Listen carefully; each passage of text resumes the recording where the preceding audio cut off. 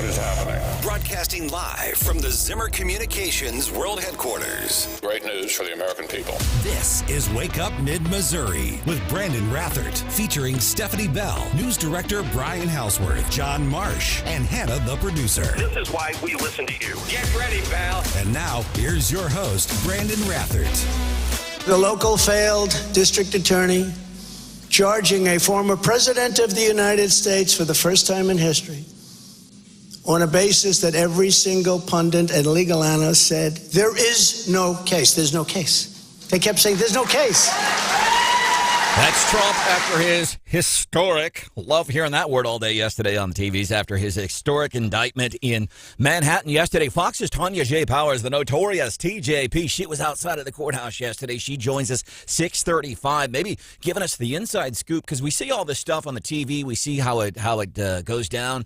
There's always something that we didn't get to see on the TV. She is here 6:35, and of course all morning long we're going to be highlighting some of the winners from yesterday's local elections. There's going to be a new mayor in Jefferson City. Carrie Turgeon, very popular mayor in Jefferson City, termed out Ron Fitzwater. He's here at 7:10 this morning on Wake Up Mid-Missouri on 93.9 The Eagle and 104.5 News Radio 950 KWOS. I'm Branden Rathert. Steph is back on Friday. There's John Marsh. Brian Houseworth is here. There's producer Hannah. John, I'll start with you. Any big surprises from our local elections yesterday? From some of the politicos I talked to yesterday on Election Day, I guarantee they and a lot of people were surprised at the marijuana additional sales tax that was probably just about everywhere on the ballot. Mid-Missouri passed so overwhelmingly. That's what got me, too. And looking around the state, it's pretty consistent. We're talking a lot of these votes, 75% in favor of these recreational weed taxes. And around here, not a whole lot different. The big issue really there is, okay, there's a county tax. There's also going to be a municipal tax. And the answers are yes, yes, and yes. Big disappointment. So that was the thing that surprised me the most. I agree with you, is how overwhelmingly this passed. And that, for me, that was a game time decision. I have said before, I'm passionately ambivalent about it. Don't partake in the weed. And I don't care if it gets taxed extra, even though I don't like any kind of new taxes. Quit taxing stuff. But... And the tax is going to go up. I mean, but I don't know how the people, it doesn't matter one way or the other, again, but to us. But the fact is, Columbia, I can't speak for Jefferson City. It's going to be close. Columbia taxes stuff at about 7.9%. That's just purchase of goods. State of Missouri purchases recreational marijuana. They tax that at 6%. This is 3% on top of that. So the cost of weed will be going up. It will. And it will. You're right. I mean, it will. It will. So figure an extra 3%. So well, and the thing I wonder, and from a business point of view, these businesses, these dispensaries, they are pumping. From what I can tell and the numbers we've seen, the first 30 days of recreational marijuana sales in Missouri far surpassed what a lot of other states have done. And I don't know if you've had opportunity, anybody here driven by one of these dispensaries, like in the middle of the day. My goodness, it was at one Shops at Broadway in Columbia. And it was like 2 o'clock in the afternoon, Tuesday afternoon. There's a line of cars going through the drive-through window. And here's the thing that strikes me, what I find really interesting. If I'm stereotyping, I'm thinking, all right, a bunch of young people and beat-up cars, because all they like to do is sit around and smoke the weed and eat the Cheetos all day. And that's just simply not the case. I'm talking like GMC Yukons. And you can see, if you look into the cars of some of these people, they look like professional people dumping a lot of money. But yeah, I was surprised. But the big thing, I'm thinking what about these businesses? Let's say you have a business in the city limit of Columbia. So now you're getting double taxed, in effect, as opposed to buying your weed from a dispensary out in the county, where you're only going to get that extra 3% tax. If you're in the city, that's going to be taxed at 6% because of the stackable tax. Now, people like Janet Thompson, who is a Boone County commissioner, and other folks, I don't know if it was Thompson who said it, but there have been several people in the legal know that say we expect court challenges to this. But as a business owner, if you have businesses in a city limit, does this bother you because you're going, so now people are going to have to pay more for my product here, or they can get it cheaper outside. And the other thing I wonder, and this is an important question, does somebody who's eating the gummies, are they going, do I want to pay that extra 3% in sales? Yeah. Is that a consideration for somebody who imbibes in the weed? 874-9390. Well, I'll tell you, Brandon, and those are all very, very good questions. I'm not a lawyer by any means, but I don't think they can. I'm not sure what the legal standpoint would be. This was a ballot measure that was approved, and quite frankly, it was rejected by the majority of counties in the state. We can't forget that. But it passed because of Columbia, St. Louis, Kansas City, and a couple of the suburbs. The reality is it still passed. And that provision was in there that gave these municipalities the opportunity to do this. So that was very clear in there. I do think there is an interesting thing from the election yesterday, not related to the marijuana, and that is the Chuck Basie. Chuck Basie, I think, is significant, but Christopher Horn losing too. There's been very little media attention. We are not going to have any African Americans on the Columbia School Board. We have two right now. One, Mr. Seaman, decided not to seek re-election. Mr. Horn was defeated yesterday. Basie loses his race by about 1,100 votes, and there was a tweet, and I'm sure many of our listeners have seen it. Stephen Weber, the former state representative, tweeted, and I'm paraphrasing here, but basically said Chuck Basie, his words, folks, not mine, got his ass kicked last night. He lost by 1,100 votes. He came in fourth, and it was a. You look at those numbers. A lot of people voted in that school board race. I'm thinking. I thought that was pretty impressive. I was surprised that Chuck got fourth. He came in fourth, and he came from behind. He was actually sixth most of the night, but came in late there. And so again, I just thought that was interesting. I loved what he had to say afterwards, talking to our news partners at ABC 17. I don't think if I had not got in, the other candidates wouldn't be talking about the stuff that I was pushing. Accountability, transparency, discipline problems in CPS, and academic achievement is absolutely abysmal. Former state representative talking to ABC 17 yesterday saying, listen, I've highlighted a lot of this stuff. Brian and I went to a couple of the candidate forums for school boards. I've seen people there that I've never seen. I've never seen crowds like for a state rep, state senate candidate forum. Frustrating. It's... You know, the two best candidates, Chuck Basie and John Potter. John Potter is such a cool story, and I hope this guy keeps advocating for parental rights as it relates to schools. I hope he keeps calling out the stuff that happens in schools. Guy's an incredible story. Whenever leadership in the city of Columbia said, we're going to send your kids home, lock them up, he started paying attention more so what the kids were doing at school. Started a Facebook page. Now guy advocates at the Capitol in Jefferson City. And guy's just a humble, humble truck driver. All bond issues, education, the tax for public safety in Ashland, Boone County Fire Protection District, Kids First, Jefferson City, everything really passing. I didn't see anything that failed. Fulton had an interesting race that Steve Myers, a former Fulton police chief who ran unsuccessfully for state office, got elected Fulton's mayor. And that's really an opportunity for him, and I thought that was very interesting as well because he and Jim Schulte ran against each other. Very clean race, very positive. But Steve Myers wanted to serve, and he will be the new mayor. The last point, Brandon, that you mentioned of although that Boone County Fire District, that's a big one because that fire station is from 1982. The CPS, the three candidates, Mike Murphy talked about this at the debate. The three candidates who won were endorsed by the teachers union. Yep. And no one else reports that, but the fact is it was discussed in public at the forum, and we did report it because Mike Murphy made it an issue, and the candidates talked about it. These teachers unions, I'm for real. They are the most slimiest, disgusting arm of political activism that I have ever seen. Go campaign for this candidate. We're going to give you gift cards to the Red Lobster and to all these places, to Olive Garden and stuff like that. It's just it really is disgusting what they do. Some scary moments at one polling place yesterday. This was at Forum and Nifong yesterday. They were voting at a church, and apparently they had to lock the area down because somebody apparently had stabbed somebody, so they locked the polling place down for a while. The other thing, did anybody encounter this? So electioneering, what is it, 50 yards, 50 feet from the entrance of a polling place. You can't be doing anything that has candidate insignias on it. Something really odd happened yesterday. And this was at a polling place off of Highway WW Elks Lodge in Boone County. And I go in there, and there's some dude just sitting on a box. And he says, hey, sir, and I just ignored him. I figured he's trying to sell something, and I'm kind of suspicious of the dude. So I'm walking in and holding the door open for other like-minded, civic-minded people that are going in to vote. And I'm like, what the hell are you sitting on a box? I mean, a cardboard box, not even 50 feet from the front door, I'm pretty sure. I come out, and I'm looking at the guy. He says, hey, sir, want to sign my petition? My first thought, can you do that? Is that legal? I mean, really close to the entrance.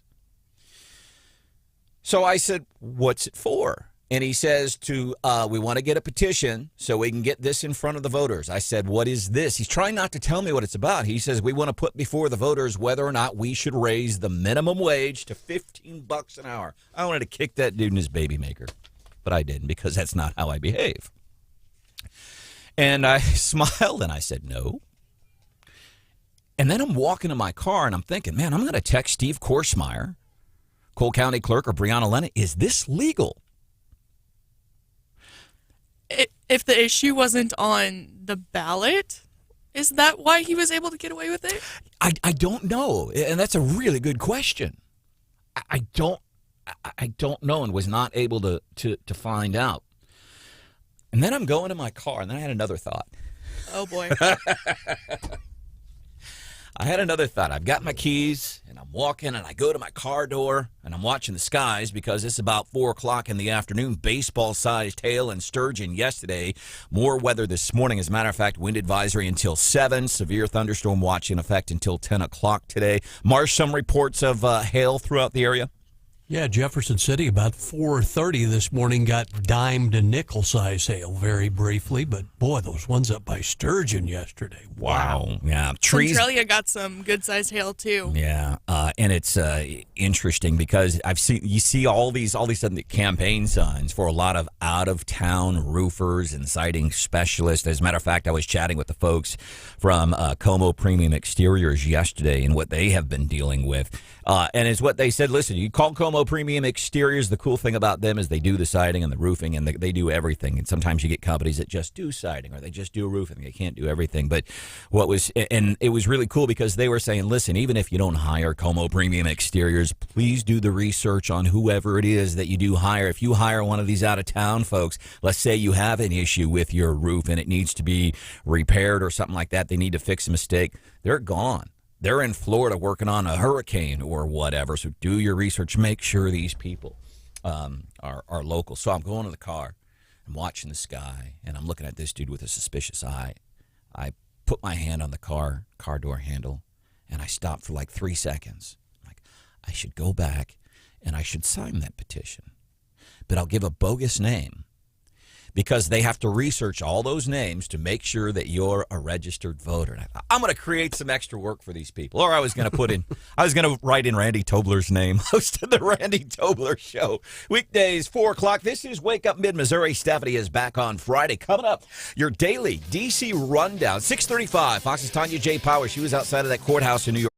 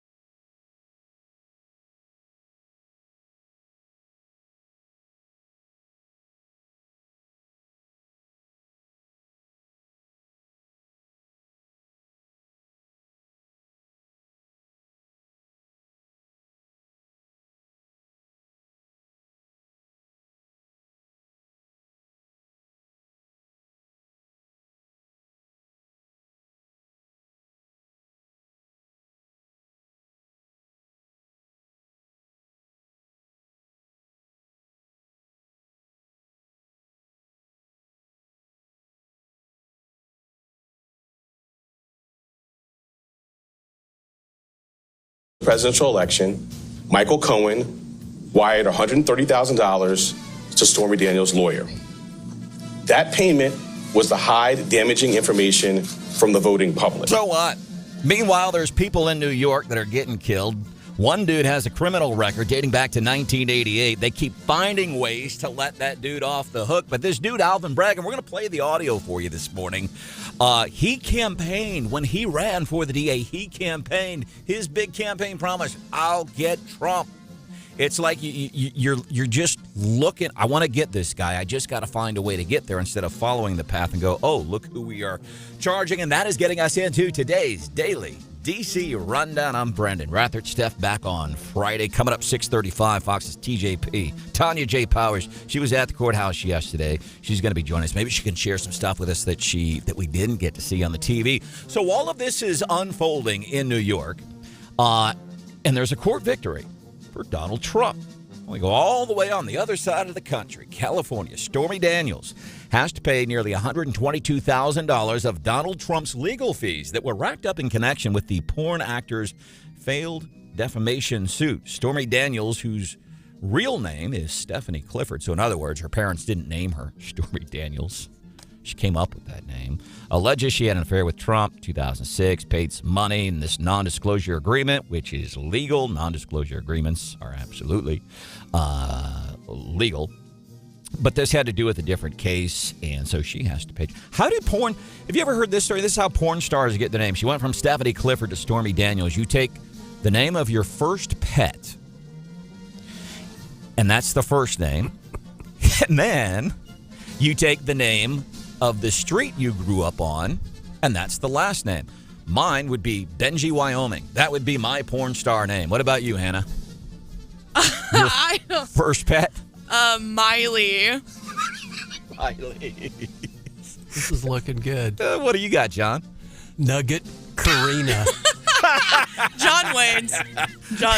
John wins. Nugget Karina. We're going by our porn names the rest of the time on the show this morning. Of course, then back on to the other side of the country, Trump, courtroom, and it's just completely silly. And I'll tell you why.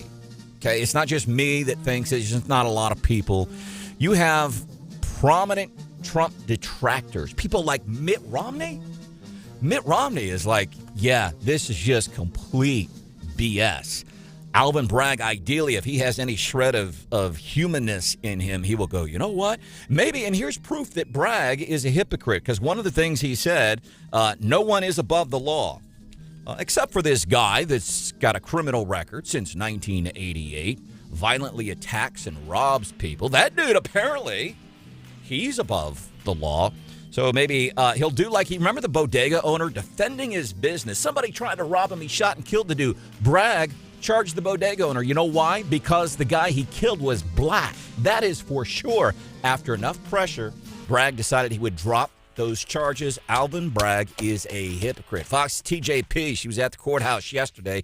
She's going to be joining us at 6:35.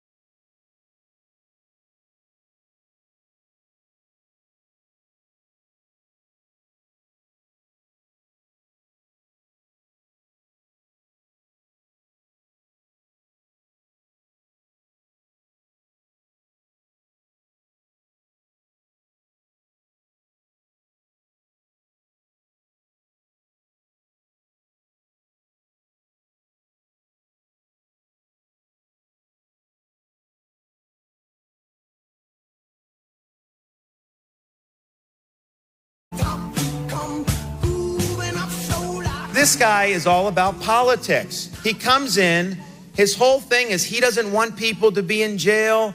He wants to downgrade felonies to misdemeanors. Really, really dangerous stuff. And then what does he do? He turns around, does a flimsy indictment against a former president of the United States. That's Florida Governor Ron DeSantis. New polling shows he has the highest approval rating ever in the state of Florida during his time of governorship. And just so you know that Mr. DeSantis now, and again, Trump's gone after DeSantis. I think it is telling when you have people like Ron DeSantis who potentially going to be an opponent to Trump, when you have people like Mike Pence, potentially an opponent to Trump in the 2024 presidential race, when you have people like Mitt Romney, who has never been a fan of Trump, when you have those people that are coming out and saying, this is BS, this is just wrong. That's how blatant it is. We're going to highlight some of what Democrats have been saying. We'll do that at 7:10. And then the way the news outlets have covered this. They vacillate. First, it's the worst day in American history. And then they're comparing it to the Super Bowl, and they're gleeful and happy. It's stunning, their hypocrisy. Welcome into the show. It's Wake Up Mid-Missouri. I am Branden Rathert. There is producer Hannah. Hello. Stephanie Bell back on Friday. There's Mr. John Marsh. Good morning. Brian Hausworth is here, too. Wind advisory in effect until 7 o'clock today. Really, if you're out on I-70 or 54, 63, places like that, it's the semis that we worry about because the wind can topple those things. And then severe thunderstorm watch in effect until 10 today. 6:37. Let's welcome in Fox's Tonya J. Powers, lovingly known as the notorious TJP, outside of that courtroom yesterday, New York City. What was that scene like, Tonya? It was kind of a zoo. I keep calling it a zoo because that sort of sums it up. It was surreal, but it was also I thought it defined a peaceful protest, honestly, because there's a little park next door to the courthouse, and there's a little one-way street that sort of separates the courthouse area from this little park, and there's wrought iron fences on each side of the park. But at each corner, there's an entrance. That's how you get into the park. You don't just it's not just like you can walk up on the sidewalk, anywhere. And that's important because of the way that it was structured and the way the protests were set up. There was a barrier in between the park, kind of dividing it. So you had the pro-Trump people on one side and then you had anti-Trump people on the other side. From time to time, somebody would take one of those little sidewalks way around the other side just to go agitate folks. That happened a good bit, but I didn't see there was nothing approaching violence. There was not, any kind of physical altercation with these people. It was just hours of people yelling at each other, to be honest. Mm-hmm. It was a spectacle. I will say that because and I expected that as well, because you can't not have that in something like this, especially here. There were people, there was one guy dressed up in orange, like an orange prison jumpsuit with a rubberized Trump head mask on. He was agitating people at one point on the Trump side. The naked cowboy came down from Times Square. The naked cowboy even. The naked cowboy, yes, with his strategically placed guitar. And by the way, he is wearing more than that. You just can't really, it's very small, but you can't. Tonya. He has the guitar in front of him, and he was posing with people with Trump flags, and I mean it was spectacle is the only word I can come up with. And this guy's using a violin, and the other one's using an oboe over here to hide up his stuff. Fox's Tonya J. Powers joining us this morning here on Wake Up Mid-Missouri. And I think it's interesting that you say that, what you saw in the protest, because here's what happens. And you go to the TV, and you see the very worst moments sometimes of some of these things. And I liken it back to, I was in Pensacola, Florida, covering that BP oil spill for 90 straight days. I was on the beach with people like Greta Van Susteren and John King from CNN, and I was standing right next to them doing my reports. Then, Tonya, I'd go home at night, and I would watch the TV, and some of these people on the national news outlets would show stuff. I'm like, that's not how it went down. And so I always think it's interesting to see what are some of the things you saw that maybe we didn't get to see on the TV. Really, anything out of the ordinary. I don't know if you can use the word ordinary in this case. Anything else you saw that maybe we didn't see on the TV last night? I mean, for the most part, it was. I actually went through the crowd and talked to several people on each side. I wanted to make sure I got a good, view of what was happening with these people and why they were there. Not just do you like Trump, do you not like Trump. I wanted to know, okay, why? What made you come down here today? And I talked to people who, for the most part, a lot of them said that they wanted to be there because it's a historic event. Now, many of them, especially on the anti-Trump side, were like, I've been waiting a long time to see him, brought to justice for something. And the other side, of course, was I'm here to show my support to make sure he knows that, we're here to support him, which I kind of expected those answers from both sides. Sure. The thing that got me was the amount of people who had talked about, that this is not their first protest. There were several of those people that I spoke with. They had either gone to like the Women's March or, other anti-Trump, kind of things where they, or whatever kind of demonstration that they wanted to go to was kind of from that side. On the other side, there were people who'd gone to Trump rallies where he spoke before. There were several people that I spoke with who were at January 6th at the Capitol. There were people, one guy was from Toronto. He was like, I don't even live here, but I just wanted to come see the spectacle. And I think my favorite overall thing that I found was the woman standing in one of the flower beds, and she was not by any stretch the only person in a flower bed. There were, I feel sorry for the bushes and the trees because I think most of the bushes got trampled with everybody because that's how everybody had to stand because there were so many people. But she's standing over here under a tree with her Ukrainian recorder, like a little flute. And you've got it's like surreal. You got these people screaming at each other over here, saying all kinds of things, waving their flags and stuff. And she's just kind of standing here in the middle of the whole melee with this little soothing flute sound. And I was just like, okay, I've got to ask, what is going on here? And she said, I just thought we needed a little peace. And so she just brought her little flute and her Tibetan singing bowl, which those things can get kind of loud, by the way. And, she was just putting some peace out into the universe. And I was like, well, this is just, I was not expecting that. That was unexpected. I like that because, again, and there's not, we watch the national news outlets at night and they're showing the very cherry-picked things that will forward their point of view. So I always think it's interesting. Here we had somebody playing a Ukrainian recorder, playing the flute, trying to bring peace to the world. Fox's Tonya J. Powers hanging out with us.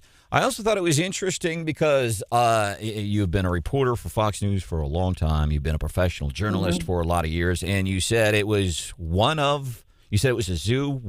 You said it was incredibly surreal. We'll go behind the curtain a little bit. In all the years that you've been reporting, like what you saw, what you covered yesterday, the magnitude of what was going on, like where would you put that in top 10 of the stories you've covered or experiences that you have been a part of? I mean, historic-wise, it would be way up there because, again, this is not something that ever has happened before. So that's one of the historic nature of a story like that, regardless of what former president it might have been. That is a historic story to cover. And I think that's one of the reasons there was so much media interest in because this has never happened before. As far as, just the craziness, I've covered things that were way more iffy and could have gotten out of hand quicker. Like the NYPD was not playing around. Everybody knew this is not the place to start something because they will shut it down immediately, and there were tons of officers around. They had a big corrections bus parked on one of the side streets. They were ready. I mean, they were not putting up with any foolery yesterday, and everybody kind of knew it, which is why I don't think anybody, there was lots of yelling, but it never turned physical, at least not what I saw. It didn't. Sure. I would have to say this was probably at least top 10 of things that I have covered. And I've covered some massive, protests and stories that were, iconic. I mean, I was at Trump Tower the day he came down the escalator. I've been in a lot of, I've been lucky enough to be in a lot of historic, sort of situations like that, just as a reporter and somebody to, kind of explain, okay, here's what I saw, here's what happened.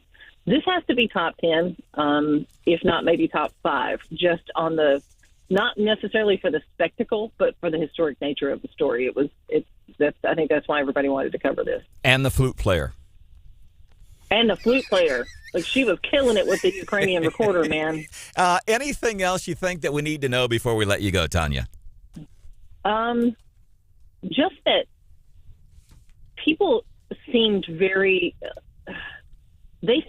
sincere about being there. This was not I think a lot of times it gets kind of seen in the media and, sort of like circles on message boards as these are just rabid people and they just want to see, either they, only believe in Trump or they only want to see him taken down. And I'm sure there were some people who thought that there, but for the most part, this was a crowd that was, they wanted to be there to either show their support or to show that they felt like no one was above the law. And that's what I kept hearing a lot from the people who were not supporters of his, that they believe nobody is above the law. And I thought that was an interesting point to all of this. It wasn't just, we hate Trump, we want to come and protest. There were definitely people out there who probably thought that. But yeah, for the most part, it was not what a lot of people may think it was. When they see the yelling, because it's really difficult to convey that in a really quick story. When you don't have much time to explain it. Cameras will zoom in on what they want to see for their respective network so they can go back and Rachel Maddow can show that, oh, look how bad this was. They pick very small things, but Tonya J, power bird's eye view of everything going down at the courthouse yesterday in New York City. Tonya, always cool visiting with you. We're appreciative whenever you find time to carve out of your schedule to hang out with us here in mid-Missouri. Thanks for having me on. I appreciate it. Matt Foxes, Tonya J, power. Some of these people, they go to these protests and they're dressed up like they're going to see a Chiefs game at Arrowhead, don't they, John? They have like signs and they got the paint under the eyeballs. Rainbow cowboy hats. Yeah. And the dude had a small ukulele. The Naked Cowboy, he's famous for what he has done over the years. Just being a naked cowboy downtown New York.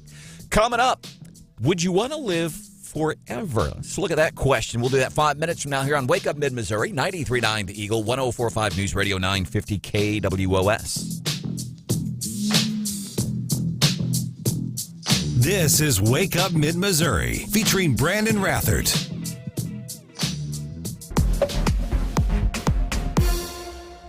There are crazy positions on the far left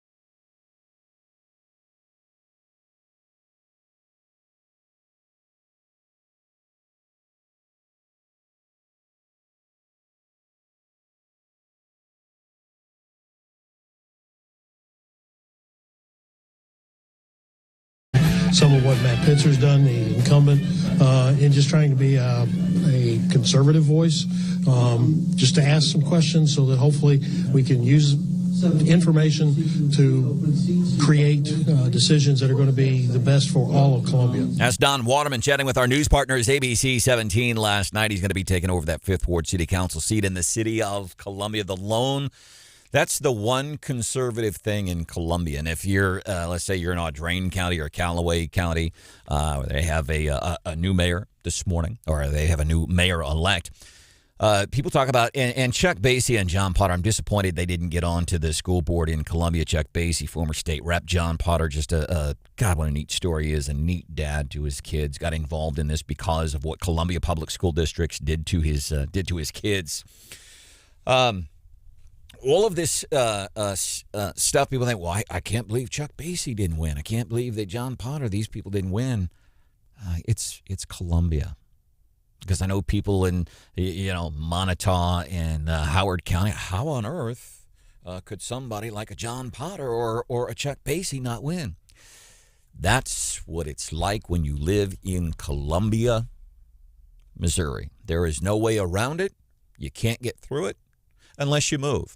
Welcome into the show. It's Wake Up Mid-Missouri. I am Branden Rathert. There's producer Hannah. Hello. There's Nugget Karina. That's me. We were talking, by the way, we're going to be covering some more of this Trump stuff. A couple of things I want to let you know about. Ron Fitzwater, mayor-elect in Jefferson City after a long run by Kerry Turgeon. He's joining us a couple of minutes, a little bit after 7 o'clock. About 7:10, Ron Fitzwater is going to be here. Don Waterman, who won a seat on the city council in Columbia, replacing Matt Pitzer. He will be the lone conservative on not only a liberal, but an incredibly aggressive city council in Columbia. Don Waterman.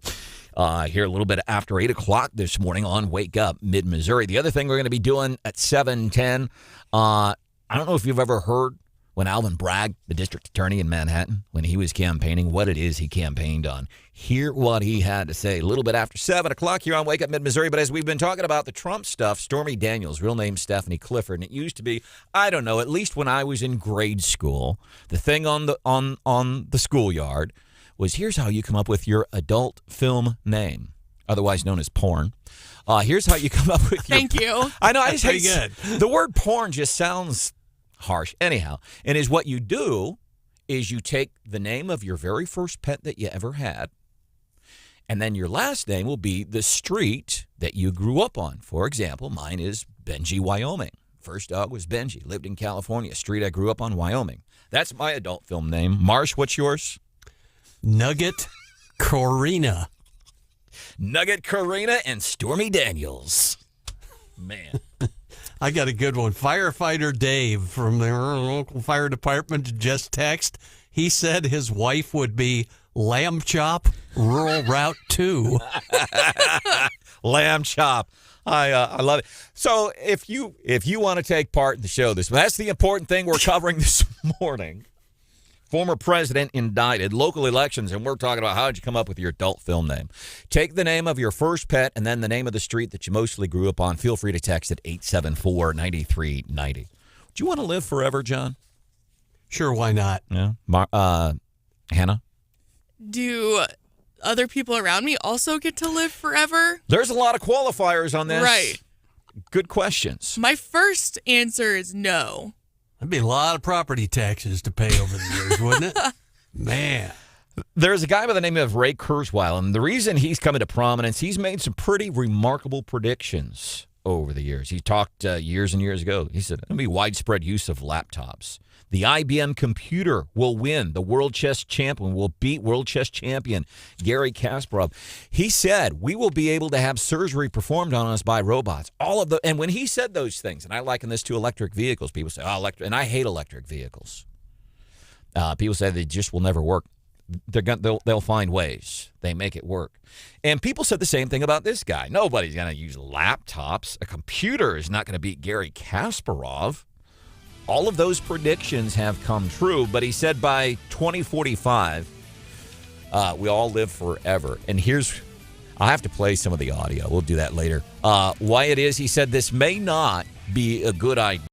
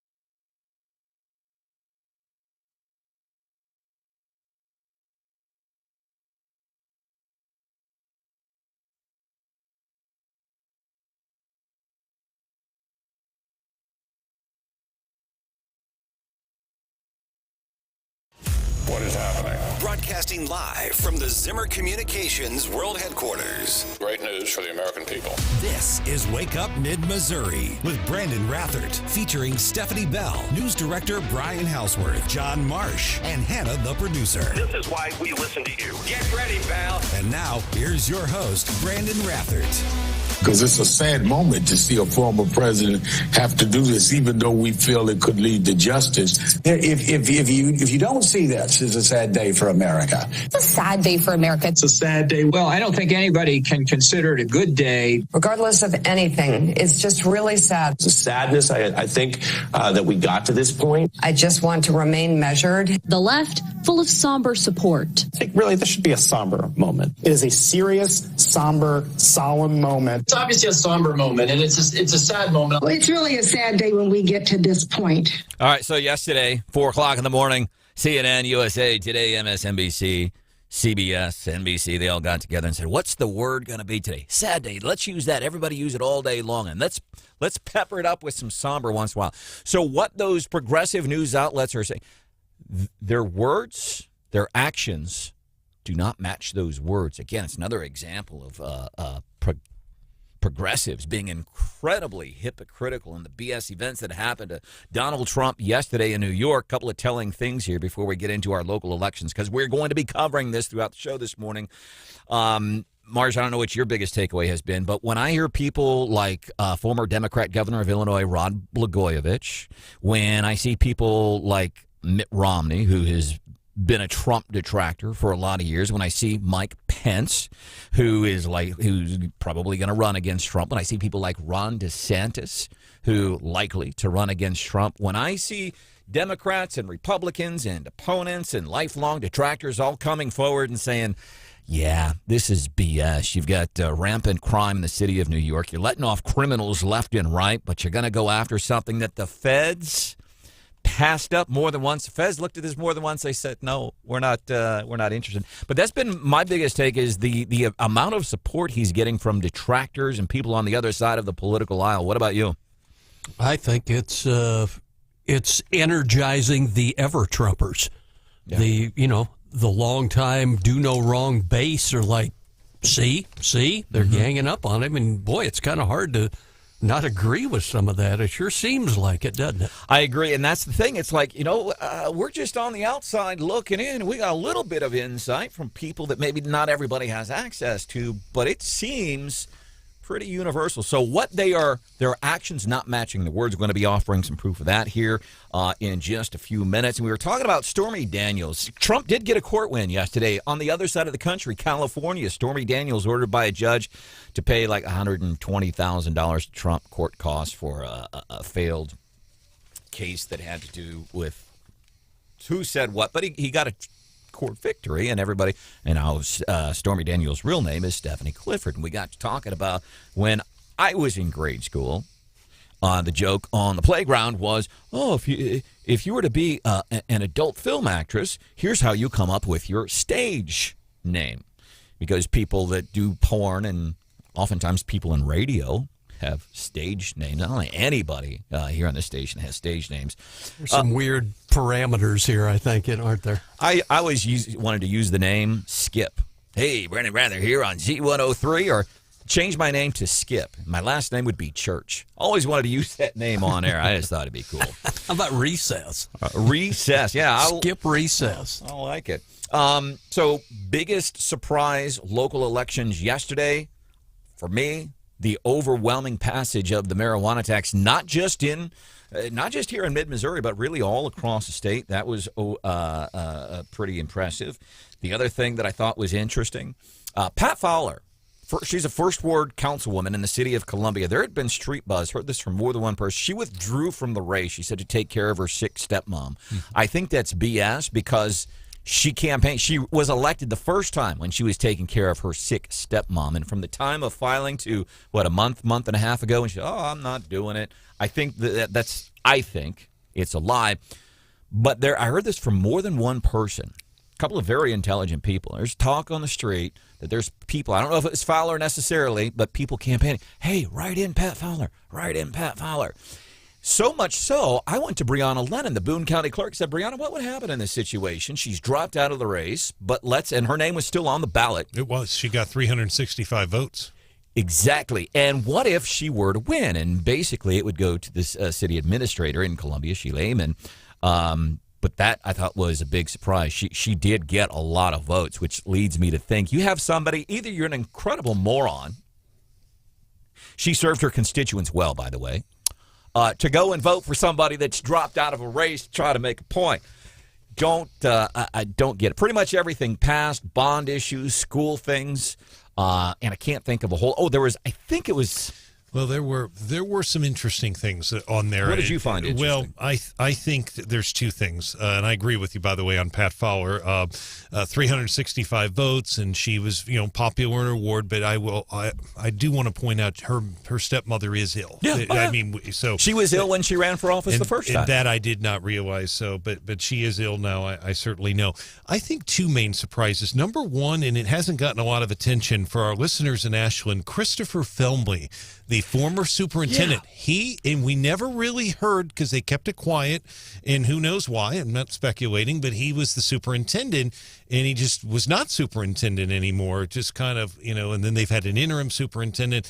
He has won a seat on the school board down there. They had three people. Amy Begeman is the other person who won, and Karen Cross-Bill. And Chuck Basie in CPS. Chuck Basie finished fourth. Stephen Weber tweeted last night, the former state representative, and forgive my language, this is his words, not mine. He said Chuck Basie got his ass kicked, his words, in the tweet. I'm not sure. I mean, he came in fourth in a 7-person race. He lost by 1,000 votes. I just take it, and I don't know the history between those two, but there sounds like some animosity between those two, maybe some history because they served in the legislature together. But that was interesting. Basie did spend a lot of money, raised a lot of money, did not win on that race. And Christopher Horn, who is the vice president of the Columbia School Board, he has lost in, I don't think many people realize. I mean, he is an incumbent, and he lost. Big time, incidentally. Another interesting thing before we move forward here, in school board, Jeff City, Marsh actually turned me on to this. So the winners there, Scott Hovis, Brad Bates. But check this out, Suzanne Luther. So she got in too, but there was only like 18 votes separating second and third place. She did get in, but we always like to highlight, man, this is why every single vote counts. We can go back to Columbia last year when you had that city council race. More than 2,000 votes, and it was deadlocked. Had to go to a runoff. Crazy, just insane. There was one person that day in Columbia that did not go and vote that could have critically changed the outcome of that race. It was one person out of 2,500 votes cast. The other big thing we are doing, people are texting. I'm shocked. Are you surprised by this, Hannah? What, that we're getting response? On the porn name thing. Yeah, I'm not surprised. So you take the Brian, what did you ever have a pet? A dog and a what was your dog's first name? Dog's name was Willie. What was the name of the street you grew up on? I don't know that I want to. Come on, Brian. I'll say it to you, but not on the air. Okay, and then I'll say it later after you leave the room. That's probably fine. And we're going to share some of these because people are texting. Listen, we got a former president, BS indictment. We've got local elections and weed taxes and weather. We do have severe thunderstorm watch in effect until 10 o'clock probably today. Probably going to expire, probably. Good. Yeah. But people are responding. You can text us. What was yours be? 874-9390. 874-9390. If you were in the adult film industry, what would your name be? Right now, let's congratulate one of the winners from yesterday's municipal elections. Ron Fitzwater will be the new mayor in Jefferson City. Carrie Turgeon turned out, and in conversations that I'd had with Mr. Fitzwater leading up to the election, we would talk about this. And Ron, I always got to say, I appreciated your humility when you say, hey, because you ran unopposed and you were going to win. But I'll tell you this about Mr. Fitzwater. Every time he said, well, let's wait till Election Day. Let's wait till Election Day. It's the day after the election, Ron. You won. What's your reaction this morning? I'm ecstatic. It was an incredible night. I've got a great team coming in with me. I think it's going to be a new day in Jefferson City. I'm really excited to get started. New day, what do you want to do different? Well, we've got to get the MSP project back on track. I mean, we've got to hit the reset button there, get a new team in place as we look for a hotel and a developer. So MSP will be high on the priority list. Infrastructure, roads, we've already had some meetings with public works staff, so obviously roads and infrastructure trying to meet the people's needs.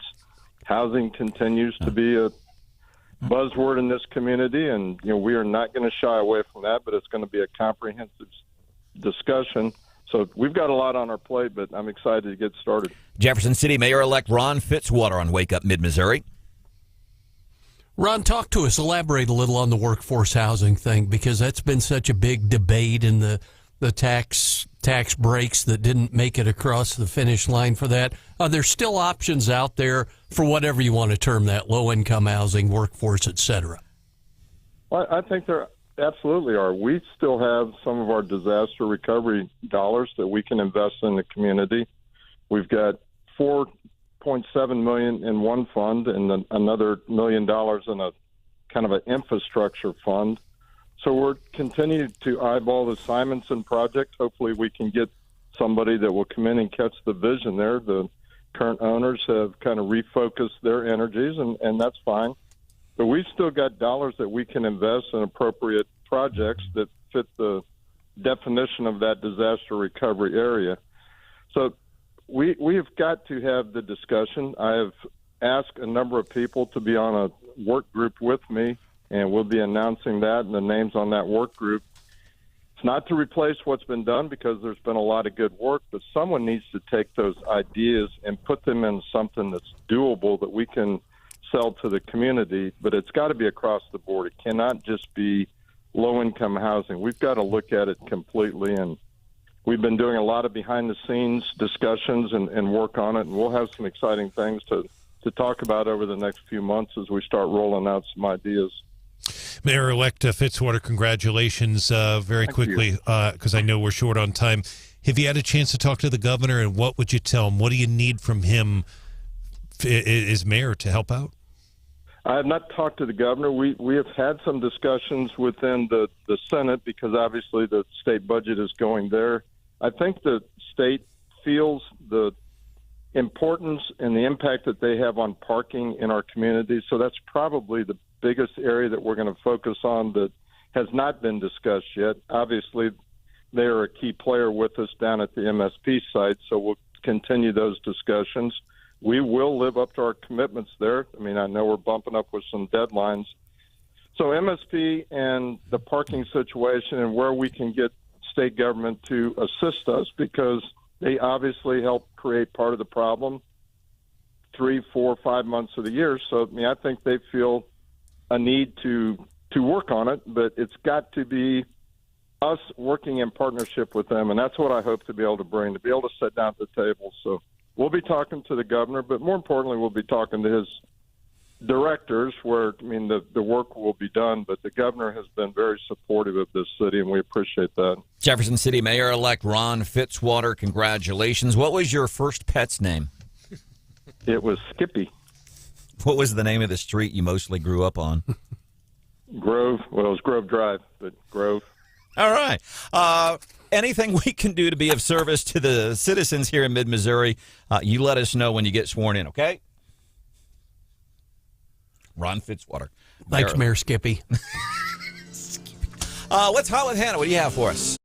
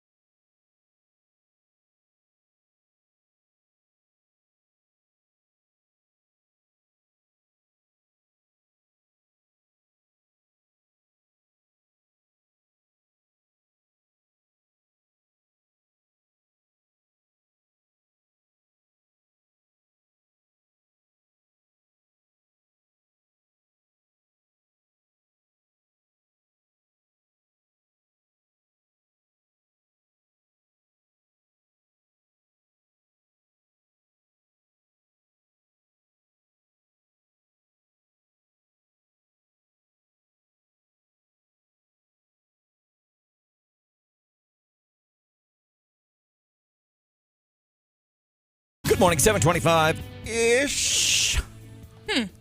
Which means it's... Not 7:25. But it is time for What's Hot with Hannah. Stephanie, it was either late last week or earlier this week, did a story involving Chick-fil-A in her Morning Bell segment. And Chick-fil-A had ruffled some feathers, no pun intended, because they were getting rid of their side salad. So you could go to Chick-fil-A, you could order your chicken nuggets or whatever, and you could get a side salad instead of French fries as an option. And, you know, the company said they were doing some spring cleaning of the menu, and that was just one of the things that they were looking to get rid of to free up some space for maybe some new products, right? And they're going to start selling burgers, I think. I didn't hear that one. I think that's fake lying news. to you. I am MSNBC. I am lying to you. They're not selling burgers. Well, the internet got so mad at Chick-fil-A, the Chick-fil-A has come back out and said, okay, fine, it can stay. So if you were one of the folks who got upset that the side salad at Chick-fil-A was leaving, you can dry your tears because Chick-fil-A got so annoyed by all the whining that they decided to reverse their decision. Which is interesting. You get loud enough for long enough, and you can affect change in this world. Well, it was a matter of days. It wasn't even that long. But Chick-fil-A basically just said they didn't expect there to be such an uproar about it, and they're probably silently thinking to themselves, you guys better order a bunch of side salads. You better make that was a marketing ploy. Yeah. Yeah. And, you know, I was going to say the same thing, but I hate that I get so cynical about things sometimes. I don't know if it's old age. I don't know if it's today's political environment. I don't know if it's because Joe's in the White House. But even that, I'm thinking, yeah, Chick-fil-A, they never really intended to get rid of that salad because, look, it's already got buzz on one of Missouri's biggest radio mornings in the entire state, and I'm including stations for Kansas City and St. Louis and Springfield. Biggest morning show, state of Missouri. And listen, this is the second time this week we've talked about it. But I do get cynical about that stuff. I'm like, oh, that's just a marketing move from Chick-fil-A so that Hannah will bring it up in What's Hot with Hannah. Coming up, 8:25. So we are going to talk, we're going to be doing the Morning Bell business news. Little twist only Stephanie Bell can give you. Kind of excited, dramatic shift in savings for retirement. Dow was down 198 points yesterday. How's it going to open up today? We'll cover that Morning Bell coming up. 8:25, would you believe? People are submitting what their adult film name would be. Stormy Daniels, Stephanie Clifford. Take the name of your first pet, name of the street you grew up on. That's your porn name. Has America been fair to Donald Trump? The people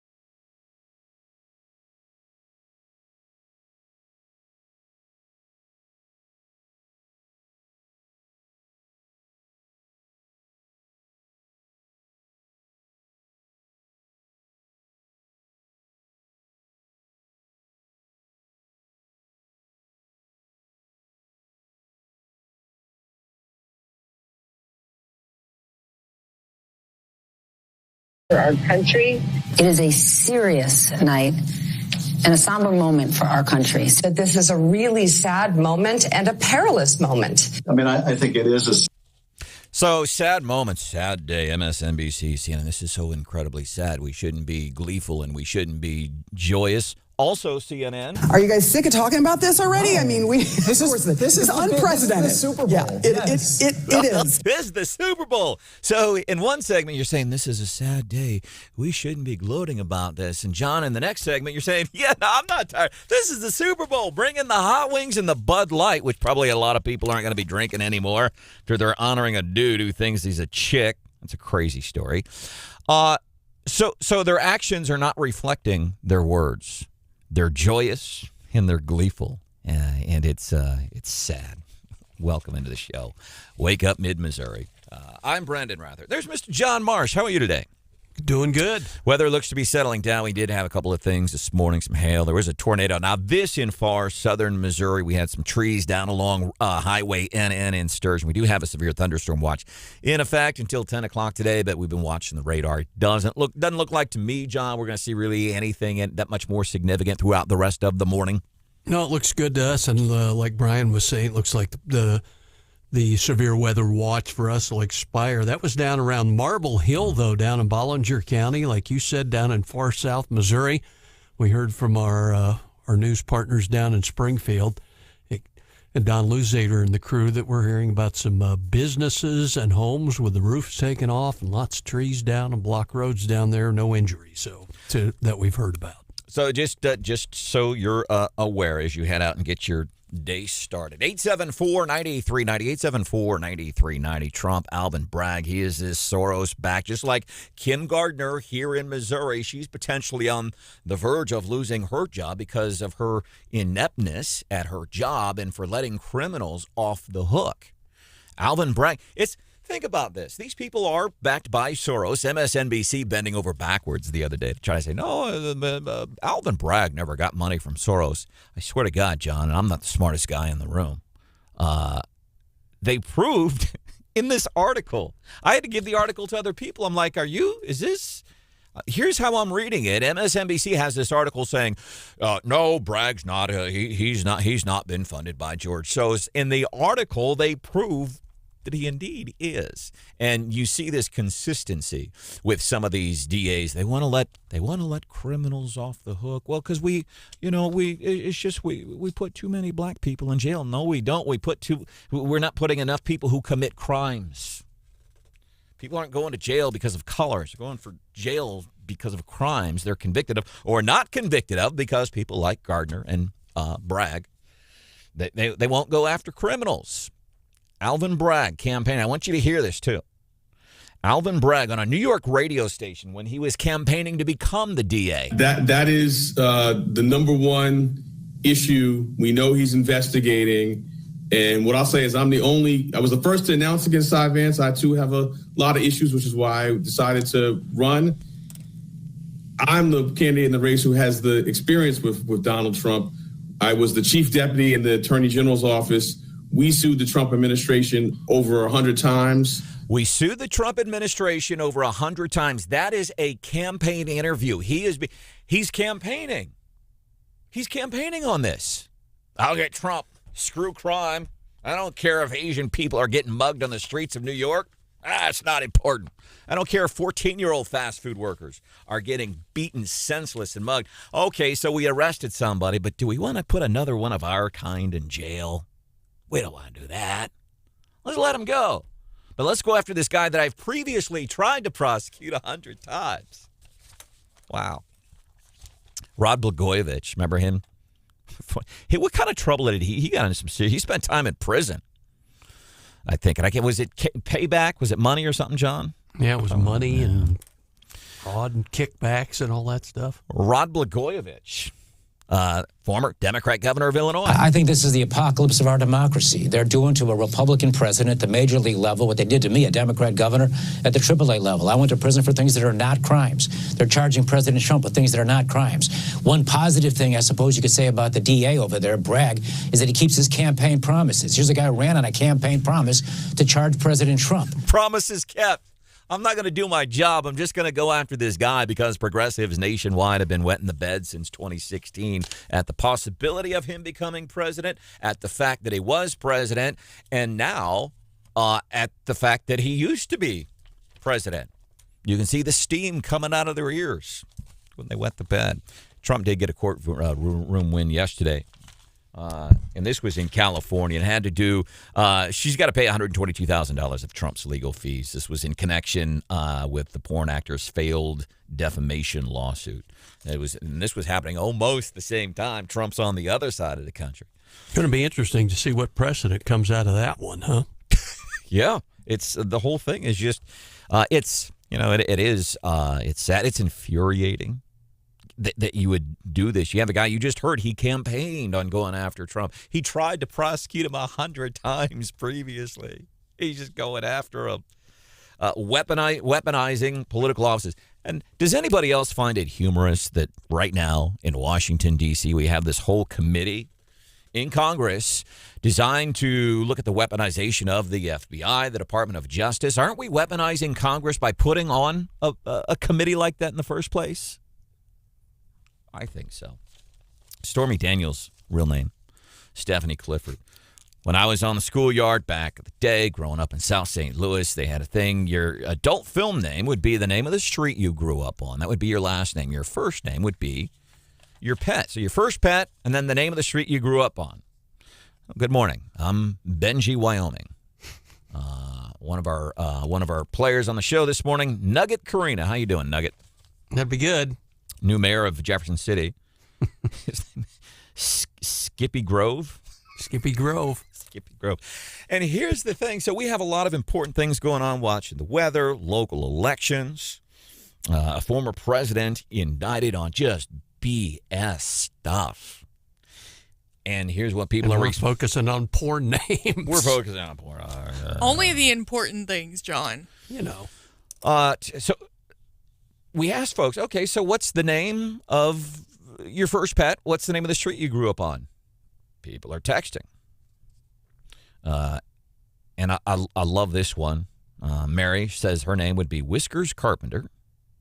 Shotzi Broad Street from Craig. Did you see Michael's, Hannah? Is that legit, you think? I believe Michael. I take Michael at a man of his word. I'm looking for it. We got some other. Really. Ashley says if she were a stripper, her name would be Phil Church. Phil Church. Michael's is Izzy Long. 874-9390. Champ Vegas. Thanks, Paul. We appreciate that. Weekend Pinto. That's from James. Weekend Pinto. So that's what's distracting folks this morning. By the way, coming up 8:10, Don Waterman. He's a conservative elected on the city council in Columbia. He will be the lone intelligent person sitting on the city council. He's taking place of Matt Pitzer. I will miss Matt Pitzer, and of course, person that held the seat, because that's the lone conservative. Think about the city of Columbia and the population there. We look at why people like Chuck Basie and John Potter didn't win. They didn't win because it's Columbia. It doesn't need much more explanation. It's Columbia. And that's just kind of...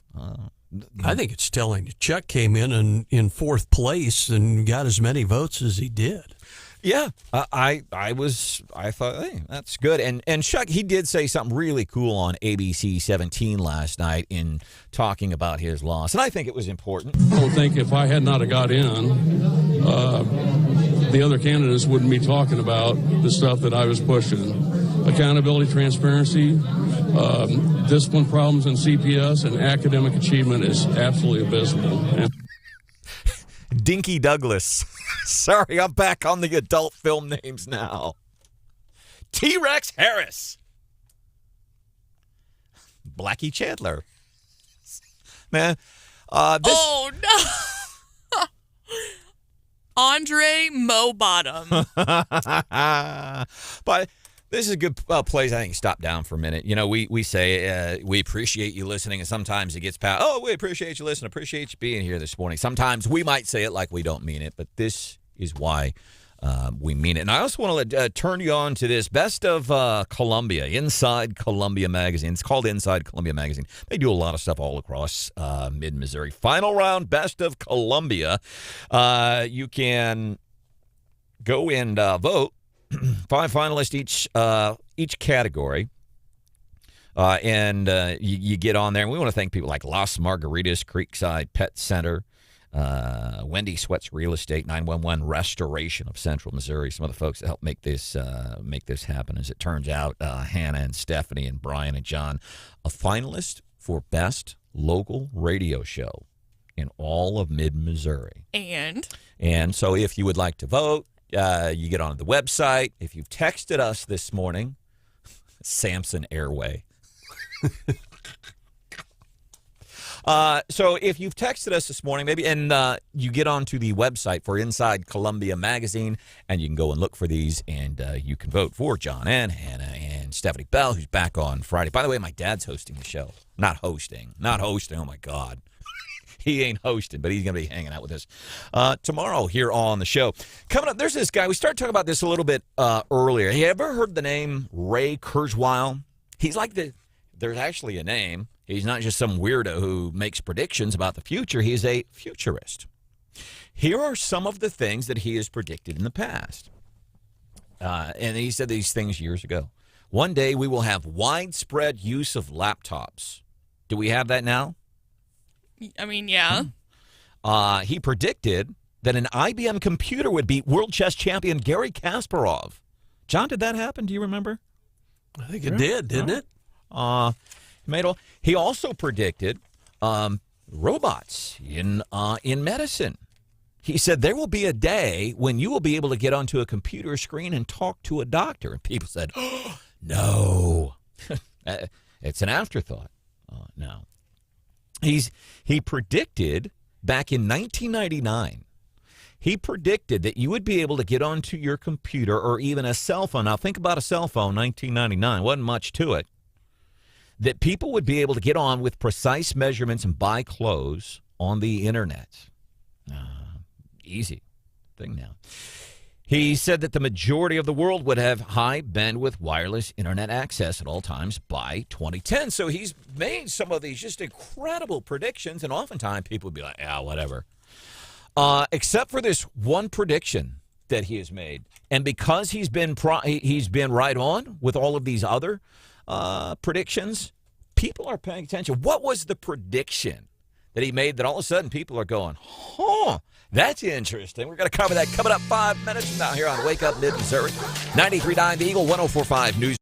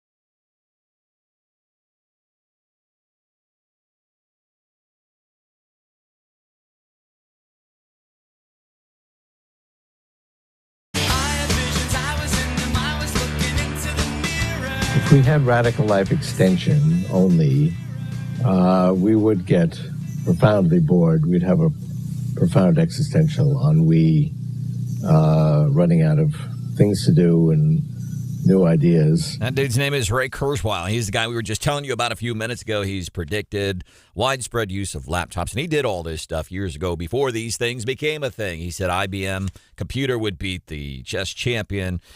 He just made some remark. He said there's going to be microscopic robots, and the advent of robots in high tech in medicine is going to be something. Again, he said all this stuff before it was ever a thing. So now people are paying attention to another prediction that he made. He said, I think by the year 2045, he said the word singularity. He meant we're going to live forever. We'll have the technology. What is that, 22 years from now? We'll have the technology to be able to live forever. And I love what he said. He's like, oh, we'll get bored. Hannah, you want to live forever? I don't think so. I'm with this guy. I'm like, I think I liken it to this. I love steak. You know? I love to go and have a good steak. I could almost, I think, eat a good steak every single night. But eventually, tired of it. Plus, and the reason I don't like it's a commitment. I don't want to have to commit to that, man. Go figure. When I'm done, I'm done. What about you, Marsh? Well, I thought his take on it was that his definition of living forever was to get to the technology standpoint where he could upload himself into a computer and thusly live forever. And that doesn't sound too appetizing. It doesn't. It sounds weird, and a lot of people say, oh, that'll never happen. But go back, everything else, the remarkable achievements that we've made, whether it's science/health, whatever it is, every time you had a large number of people saying, self-driving cars? That's never going to happen. Sending a man to the moon and then land on the moon and get out of the spaceship and walk around? God, you guys are crazy. All this stuff has happened. So that's why I pay attention to what... Wasn't there a movie like that? It was like Transcendence or something like that? Yeah, I don't recall. It's just an odd concept. And here's the other thing. I can be if Stephanie were here, and she's back on Friday, here's what I bet Stephanie would say regarding this question. She said, well, as long as I can look as good as I do now, yes, I would want to live forever. Does that sound like something Steph would say? Most definitely. Yeah. By the way, and Stephanie Bell, we keep forgetting to mention this. We talk about all the local election results. Stephanie Bell won her alderman race. I think she was unopposed. She is back on Friday. I thought this was interesting. We had a couple of texts on this too. Now, I voted in Boone County yesterday, Elks Lodge, WW. I was shocked to see there was a dude out there collecting signatures, doing a petition. And I almost texted Brianna Lennon, Steve Korschmeyer. I'm like, is this legal that somebody could be soliciting for petitions outside of a polling place? Because I know there are certain laws. I didn't know if this is one of those that violates it. And they were doing it apparently for, hey, put this, we want to raise the minimum wage. And so they want to create an initiative petition to where the voters would vote on raising the statewide minimum wage to $15 an hour. Look at what happened. Listen, McDonald's, they're shut down. Not the McDonald's restaurants. Corporate offices have been shut down since Monday while they're laying off thousands of people. We told you last week, Walmart laying off thousands of people. Financial institutions, they're laying off thousands of people. Walmart, the reasons they are shut down, it's expenses. Yeah, we make $15 an hour. All right, well now the store's closed and we got all computerized cashier systems. Huh, how do you like that? That stuff, it doesn't work. So I signed the petition and put Gary Nolan's name on it. Didn't do that. Nolan here. 9 o'clock this morning. Coming up, Don Waterman, new city council member, City of Columbia, the lone conservative intelligent person there. He's here at 8:10.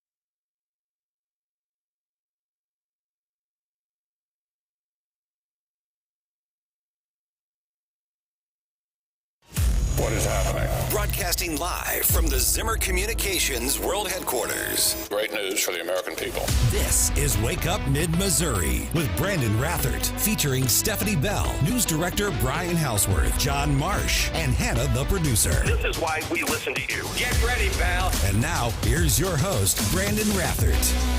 Take care of whatever you have to take care of. What we don't need is people out just trying to see how bad it is. Trust agencies like yourself and others, the radio, to get that information. And when we say it's bad, it's bad. Me and them got down in the bathtub, and then he put the mattress over us. That's from Ballinger County, Missouri. What's happening there, Marsh?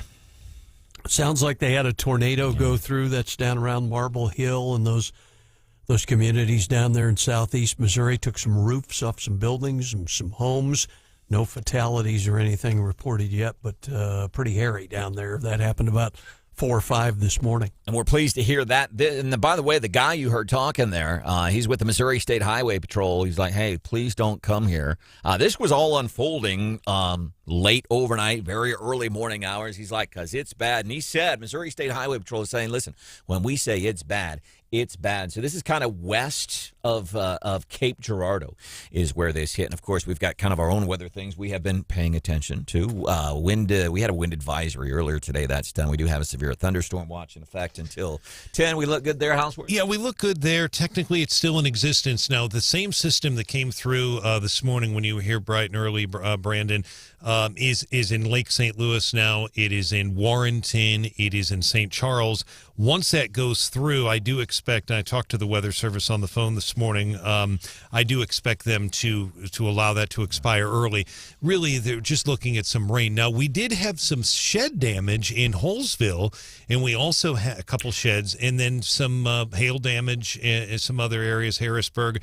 And then, as you mentioned, there was a couple of trees that are down in Sturgeon, but no major damage, no major injuries, no injuries at all that I'm aware of. Yesterday, Sturgeon, baseball-sized hail. We have the pictures, just crazy. And so it was interesting. I was chatting with the folks from Como Premium Exteriors yesterday, and you tell pretty much based on the number of people that they are helping out with damaged siding, gutters, roofing, whatever, like you can see the path of where that heavy hail hit on Friday. And I do want to remind you, because at the top of my subdivision where I live, all the signs that have been put up, hey, call us for roofing, call us for this. Como Premium Exteriors told me to say, hey, listen, even if you don't hire us, please, whoever you do hire, ask them, are you local? Then ask, well, what's your mailing address? Where's your office? A lot of times, not every time, there's a bunch of good people around here that do that work in mid-Missouri, but a lot of times you start asking, okay, you local? Oh, yeah, we got people there in Jefferson City. Where's your office? Click. Yeah. And Como Premium Exterior saying, listen, even if you don't hire us, just make sure it's local, because if you have issues, warranty work or anything, and these folks are down to the next hurricane in Louisiana or something, they're not coming up here to fix your stuff. So be aware of that. Welcome into the show. This is Wake Up Mid-Missouri. Stephanie back Friday. I am Branden Rathert. There's Brian Houseworth. Stephen Weber saying, former politician. He's running for Senate, state Senate, I think. And he's the favorite in that race. He's the clear favorite. Is that the seat Caleb has right now? Caleb he Browden? Is, and what's different about that is traditionally, this has always been a Boone County district that has, in one case, it was linked with Howard County. And then when I worked in Moberly, it was Boone and Randolph County that was the district Kurt Schaefer represented at the time. And now Caleb Browden and Weber ran a very tight race in 2016. Mr. Weber tweeted last night that, his words, not mine, that Chuck Basie got his ass kicked in the election last night. And he has criticized Mr. There must be some animosity between the two. I can take it. I don't know what it is, but he's a progressive, and we see what progressives do. They name call, they whine, they wet the bed, and that's what. I think there may be some. I take it there may be some other history there, but he basically said this is the first time Mr. Basie has not run in a gerrymandered district. But what's interesting about that, let me give just a very quick history point to people because they'll forget. That district was a brand new district created by the legislature after the 2010 census. They cut up Boone County and they cut up Randolph County into four districts, if you will. But it was John Wright, who is a Democrat from Rocheport, that won that seat. People forget that. That was not Chuck Basie's seat. It was a Democrat, John Wright. Chuck unseated him, and maybe that angered Weber a little bit. But Weber is unhappy, and he was very happy that Basie lost. You could tell that in his tone of his tweets. Big takeaway from that story, the progressive Democrat Stephen Weber taking a page from probably the most well-known conservative on the planet. He's taking a page from Trump's playbook right now with tweets like that. 874-9390. One more thing on this Trump thing in New York yesterday. We know this is a sham. And I'll tell you what has been, I found this to be remarkable this morning. When you have Trump detractors, Trump potentially opponents in the next presidential election, when you have those people that are going, yeah, what Alvin Bragg is doing, this is blatant, and these national news outlets, it's disgusting what they do. But here's what happens. These kids, they go to these schools in Columbia Public School District, perfect one. They go there, they get this woke stuff. You got to do this. You're bad because you're white, and you got to do this, and you got to believe this.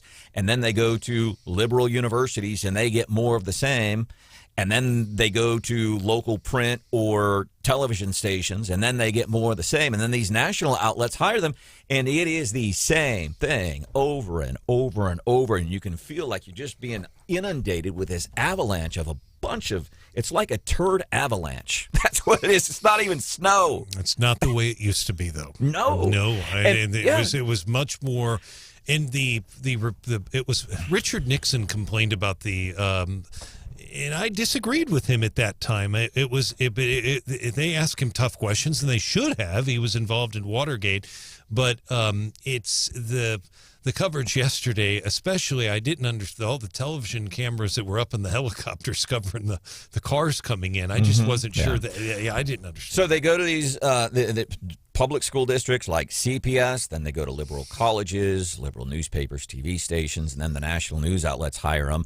And then the other thing that happens, so you have all those types of people working in the national news outlets, and then people go home and they watch that news at night, and they take everything they hear at face value. Oh, yeah, Biden's the greatest president ever. Did you hear? Oh, yeah. And then they go to work the next day having coffee with Barb in the break room. Yeah, Biden, they said it was great. And people believe it. And it's sad. Final thing on that, then we'll move forward. I love this because it reminds me of the Jaws for CPS, the much maligned Jaws. A lot of people would argue this person is worse than the actual superintendent of the Columbia Public School District, but she would get upset whenever we would talk about facts here on the show, and we would have these attacks. I'm like, no, these are facts. Facts are not attacks. I bring up this headline: Trump slams judge presiding over his case and his wife and daughter. You know what Trump said? I didn't. About Alvin Bragg's daughter. They slammed her, criticized her. You know what he said? He said she used to work for Kamala Harris's campaign, which is a fact, not an attack. One of our winners last night, local elections, and I want to cover some of this some more, too, because there was a guy collecting signatures for petition outside of a polling place in Columbia, and we're getting texts. There is a guy in Ashland. This is from Glenn. He says there's a guy in Ashland soliciting signatures on the $15 hour minimum wage. Ed said there's a safe zone around polling places where no electioneering can occur. Yeah, State Representative Peggy McGaw has actually reached out to us on Facebook, and she has an update on a bill that's moving that would address this. And the other final thing on elections, not an election around here, but that Wisconsin Supreme Court judicial race. You had the most money ever spent in the history of the United States of America on this judicial race. You had a Democrat and a Republican. The real issue was rulings on abortion. The Democrat, the woman who favors abortion, she won. And it goes back to, when we didn't have a red wave because of the abortion issue. We didn't have a red wave. And that's why. And people forget, and that this will continue to happen, by the way. We will continue, I believe, to go more progressive, more far left because of the abortion issue. The majority of Americans have been, are, and have been for a long time, they're okay with some type of abortion with certain parameters. And so you see a lot of the Republicans, no, just not at all. Okay, that's fine. And I appreciate you believe that, and you take that with you. It's not going to win you elections. Let's welcome in Don Waterman. Just won a seat on the city council in Columbia, the lone conservative on not just a liberal city council board, progressive to an extent. Don, welcome into the show. How does it feel to win? Feels great. What are you going to do? So one of the things I know you've talked before, and I have much reason. I'm going to miss Matt Pitzer. Believe you will fill his shoes nicely. But I think one of the things you said to us last night is I want to continue the work that Matt has done. What would you like to do while you're on city council? Well, as I said, I mean, like, you're right. I think Matt has done a good job. I want to continue what he's doing, and but my first priority, as I said last night and throughout my campaign, one of my first priorities and highest priorities is going to be trying to fully fund the police and fill those empty positions. Find out why they're vacant, what we've got to do to get those filled. So, that's going to be the challenge now. Is getting into the details. The work starts now. So getting into the details and finding out, okay, where can we squeeze those dollars out to afford those positions and fund those positions and get those filled. So that's going to be my first priority. And then infrastructure. There's some like forum, getting it widened from again in talking with Matt. Matt and I have had lunch 3 times, I think, at least, to just discuss about what the issues are in the Fifth Ward and where they stand and that. And so widening forum all the way, 4 lanes all the way down to Nifong, that's budgeted, approved, planned. From what I understand, should be ready to execute. So let's get that executed. Let's get that done. So that's kind of where I'm, at least as I'm talking with you this morning, where I'm looking at starting. You won by 58 votes yesterday. It was a very close race, 1,908 to 1,850. Don, what did you hear going door to door? What are people concerned about most, biggest 1 or 2 issues? Few questions about trash, where I stood on the roll cards. Of course, by then it was pretty much a moot point. There was, I think, one issue about climate.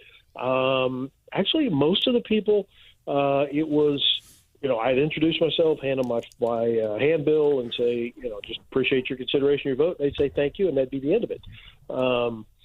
So really, but trash. I'm trying to think a couple of those. Police, a lot of people said that they wanted to see that.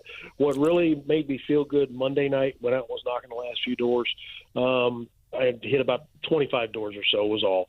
And the first door I went to, lady was getting out of her car. I walked up to her, and she says, "Oh, you're Don Waterman." She says, "You got my vote." And I had 3 people that I either knocked on the door or ran into on the street that said, "Yep," and recognized me right off and said, "You've got my vote." So that made me feel pretty good. And then one of my other canvassers that night was kind of running into the same thing. He was working down. And so that made me feel good going in. All right. Don Waterman, elected to city council in Columbia, 5th Ward, taking over the seat currently held by Matt Pitzer. Don, congratulations, and we appreciate your time here on Wake Up Mid-Missouri this morning. Thank you. All right. We'll see you. Coming up, Morning Bell Business News, a little twist only Stephanie Bell can give you. Coming up, how's your retirement looking nowadays? You're not supposed to be looking, right? But how's it looking? What are you doing to plan since January 20th of 2021? Well, I'll tell you this. There is a dramatic shift in saving for retirement. That story's coming up in the Morning Bell Business News. A little twist.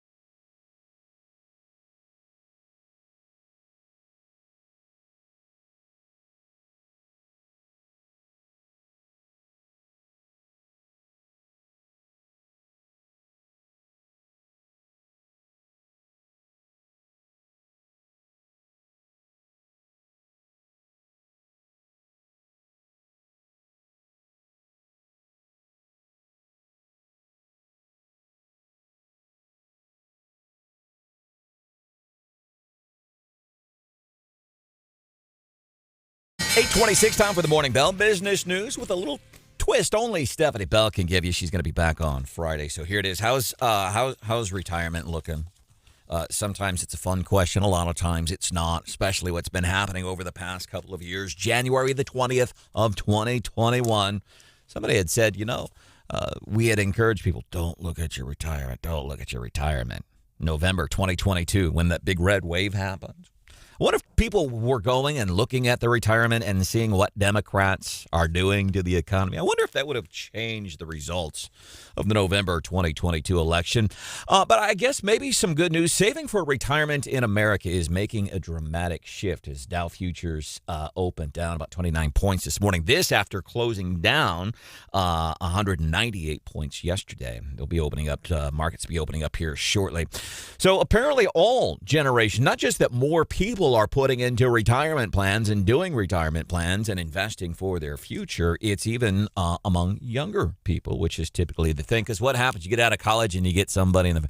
Now, Hannah, when you graduate college, you put away $100 every month. And by the time you turn 85 years old, you'll have $1 million to retire on. It's good advice. And I say that out of experience because I didn't do that. I didn't do that. Yeah, I am looking at my 401k right now, and... Are you looking at numbers? Yeah, I'm actually encouraged, but... Is it? I'm bummed out, but I'm not as bummed out as I thought I would be? Well, last time I checked, my rate of return was like negative 20%, and now we're up to negative 3%. Yay! Yay. So it's like that. But... where you're 22 years old. Right. You're not married yet. You have a wedding date for April 15th. You'll be fine. And I'm glad you're doing that.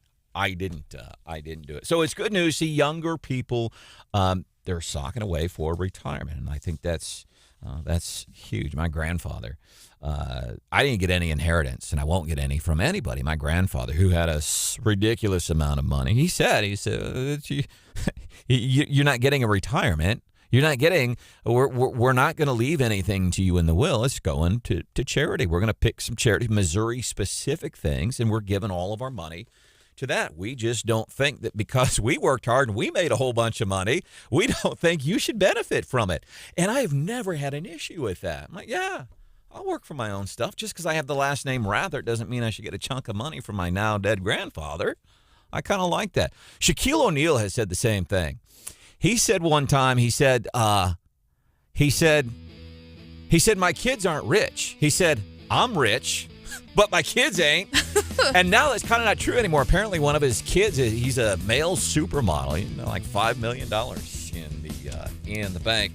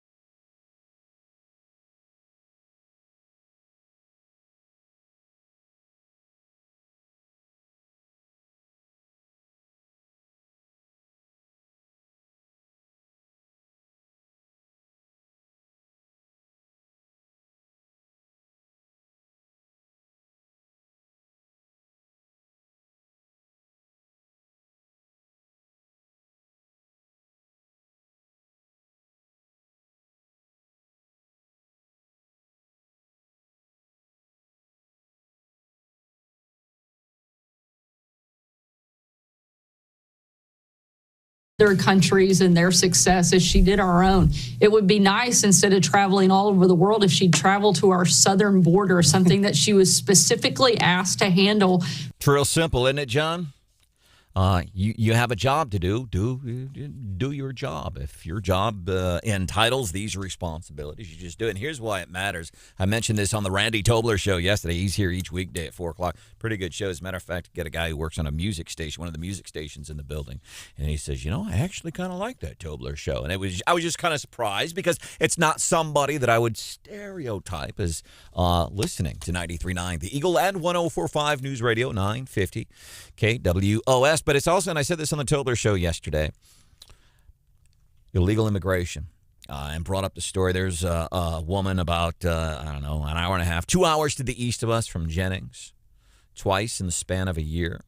She's been charged, still out of, number one, she wasn't in jail in the first place, for her baby ingesting fentanyl. The baby died. And right about 1 year later, she had another baby that died because of fentanyl. Talk about the number of people that died just here in mid-Missouri last year. In at least one county, Boone County, 25 people died from fentanyl overdoses. There was a pretty significant fentanyl bust here in, I think it was it Morgan County? I don't remember which county it was. But you have these busts, and that's just part of why it's important. That stuff, it comes from China, comes from Mexico. And people, let those people, why are you guys so hateful? Listen, it's not about being hateful. It's just the strain. I think people are inherently good. There's good Democrats, good Republicans, independent, whatever. I think it's exaggerated when people talk, color. Joe Biden invited the Iowa basketball team to the White House because they're white, even though they lost the NCAA championship game. Come on, man. That's what happens is you get these people, Reverend Al Sharpton, Tracy Wilson, Kleekamp locally. You get people worked into a frenzy. This is racist. That song is racist. Did you know the song Snowflake 200 years ago? It had racist intonations to it. And then you get all these people going around going, oh, yeah, man, I didn't know that was I'm offended now that I hear that. Well, you weren't offended before. You're offended now because somebody told you to be offended. And that's a shame that happens because... Does happen, though, doesn't it? Yeah. And it's frustrating because it's just not true. And I'm not saying there is no racism. I'm not saying that. Sure, there's racist morons. All sides. Tracy Wilson Kleekamp, the black activist in Columbia. She is one of the most devout, disgusting, racist people I have ever personally dealt with in my entire life. So there is no doubt there are racist people. But as a whole, these national news outlets, oh, God, everybody's racist. Republicans are this. So illegal immigration it's just common sense. Not unicorns and rainbows. Quick text. I was talking about how my grandpa had a silly amount of money that he worked very hard for. He started out back in, I don't know what year it was, 30s, making, 75 cents an hour at the old Brown Shoe Company or Brown Shoe Factory. Wow. Oh, downtown St. Louis. He said, well, I'm going to quit unless I get a raise. And they said, all right, we'll give you 85 cents an hour. And my grandpa said, no, I want $1 an hour. $1 an hour. And he got it, and he went on to do other things. John, did we decide that my grandfather worked with somebody in your family? Yeah, I'm sure we were doing the time frame thing for state government. My father worked in state government for Kit Bond, and that was when your grandfather was doing a lot of investigative stuff, right? In both terms, worked for him. As a matter of fact, County Commissioner in Cole County, Presiding Commissioner Sam Bushman, his wife used to work with my grandfather. And I can't wait to talk, because I saw her at the Cole County Lincoln Days event a couple of months ago, and she says, hey, I just got to let you know. Linda. Yeah, I got to let you know, and we didn't get a chance to talk, so I am looking forward to chatting with her. Good morning, and welcome into the show. It's Wake Up Mid-Missouri. Steph back on Friday. She won, she was unopposed in her race for alderwoman in the city of Ashland. She's back Friday. There's producer Hannah. Hello. And that's John Marsh, of course, otherwise known as Nugget Karina. That's me. Stormy Daniels, the whole thing, New York yesterday and all that. And Trump actually won a case in California against her about the same time. This is going down yesterday. She's got to pay him, reimburse him for expenses on legal stuff. But we wondered how Stormy Daniels got that name. If her name is Stephanie Clifford, and it used to be back in the day in second grade on the schoolyard, you take the name of your first pet And then you take the name of the street that you mostly grew up on, and that's your poor name. I am Benji, Wyoming. Dog named Benji. Benji ran away one day in some railroad tracks behind our house, Bill Air Force Base in California. She just had puppies. Wait, Benji was a girl? Well, she identified as a girl, so we were okay with it. And Benji had puppies, and we had these railroad tracks up on this big hill behind her house, and I loved Benji. And I was like 7 years old, and I loved Benji. And Benji had puppies, and Benji was up on the hill by the railroad tracks, went right behind her house. And I see Benji and all 8 little puppies just right behind her, and walking, and the sun is setting. And that was the last time I ever saw Benji. I don't know what happened to Benji. Oh. Yeah, just and all gone. of the puppies? I don't know what happened. Yeah, the puppies, Benji, never came home. Chinese spy balloon might have gotten her. Maybe we can ask your dad tomorrow. Maybe there's more of a story there that your little brain... She went to live on a farm. Right. Maybe your dad has a different version of the story. Brandon, all dogs go to heaven. And then grew up on Wyoming. And that's why John is Nugget Karina. And we've gotten some really good... So people are sending their adult film names. 874. I'm not kidding. At one point... I don't know that we've ever gotten as many texts, especially from newer Wake Up Mid-Missouri family members, as we've gotten this morning. A couple of good ones. Jack says, this is why I didn't get into the adult film industry. He says, my name would have been Boy A. Michael, is he long? So there's some really, really good ones on the text. Fluffy Sally from Dawn. Fluffy Sally. There's some really good ones. And we appreciate that you would do this, and we mean that. As a matter of fact, if you get onto our website, 939theeagle.com or kwos.com, you can look for Best of Columbia 2023. You go to the website, and you can vote for favorite restaurants, food, drink, people, and radio shows, actually. So I would encourage you to get onto the website, and you can find it in there, and vote. Please vote for my friend Stephanie Bell, producer Hannah, Nugget Karina, and Brian Houseworth. Brian wouldn't even tell us his poor name. His first. All we need. Listen. The first name. the only thing we need from him is the name of the street that he mostly grew up on. That's all we need, because we got the name. I'll ask him before the show is over. Can you remind me before the show is over, Hannah, to go ask Brian what street he lived on? Yeah, John, can you remind me to remind him? We're going to have to. Also off the text, I thought this was interesting. I was talking about how my grandfather, he didn't leave us any money in the will, and he told us that. It wasn't like a surprise. For years, he said, listen, he says, just so you know, there's not going to be this big inheritance. All of our money is directed to go to things in Missouri we care about, to go to things here in town we care about. That's what we want it for. And cool. One of our listeners says, I think rich people that don't pass some money on when they pass away are doing their relatives dirty. Says giving money to charity or whatever versus giving the money to help your loved ones get along in life would be an easy decision for me. And I respect that. And I get that. And I think that's probably the norm. Hey, I got some money left over if I'm dead. John, you can have it. It's not what my grandparents did. And I don't think it's what my dad is going to do, and nobody in our family expects that. Well, Brandon, when you pass, I should get at least half of what you have because it's all from my salary anyways. That's true. All the bets I've made with Hannah's money, I'm betting house money here. Betting Hannah's money. You agree with that? That if your relatives don't pass their money along to you, is that dirty? That's their choice. Yeah, it's their choice. I think there's a huge sense of entitlement. Yeah, that's what I hear. If you think that, the person who passed away is just supposed to give you that. By the way, hello to Mittens Jefferson. Off the text. People are texting this stuff. Timmy Squire. Whiskers Carpenter. I like that one. Yeah, me too. We love that you're texting us. There's a good one. Yeah. Bruiser Stadium. Bruiser. Who are you doing a scene with today? Some dude named Bruiser. No thanks. I'll pass. Yikes. Man. And here's the other way I look at it, like passing along your inheritance to the kids or whatever. My grandfather would sit here and tell you, like, why should I just give you the money? He might say, you want to come over and do leaf removal, fix my gutters after the hailstorm. I'll leave you all the money. I might work for it, but just the idea that, well, we're related, so here you go. You can have all of my money. And I don't, and my kid knows all of Hannah's money that I've got over there. My kid's not, he might get it. I might change my mind. But it was like, we go home. Did you get an allowance when you cleaned the house as a kid, Hannah? When you helped around the... No. Yeah. Marsh? Yes. Yeah. See, and I grew up in a house we didn't. I remember the first time I went Not to my... much, but it seemed like it at the time. Yeah, you got something. I remember I'd go to my dad and say, hey, Dad, look, I vacuumed. Can I get some allowance? And he would look at me, much like I might look at a progressive talking about some weird policy issue. My dad would look at me like, what do you mean? Give you money? I said, well, I vacuumed. He's like, you live here.